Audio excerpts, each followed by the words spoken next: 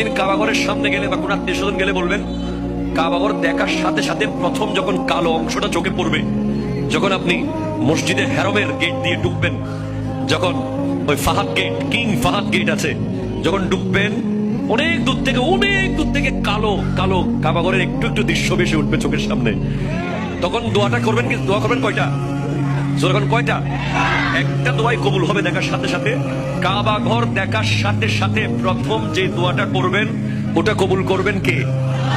এখন শিখে নেন, অনেক মানুষ জানেন না হিকমত।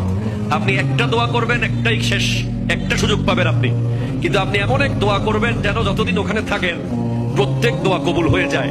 এই হিকমতি দোয়াটা শিখে নেন। আপনি বলবেন, আল্লাহ আমি 10, 12, 15 যতদিন এখানে থাকবো যতগুলো দোয়া করব সব কবুল করে নিয়েন। দোয়া করছেন কয়টা? পাবেন কয়টা?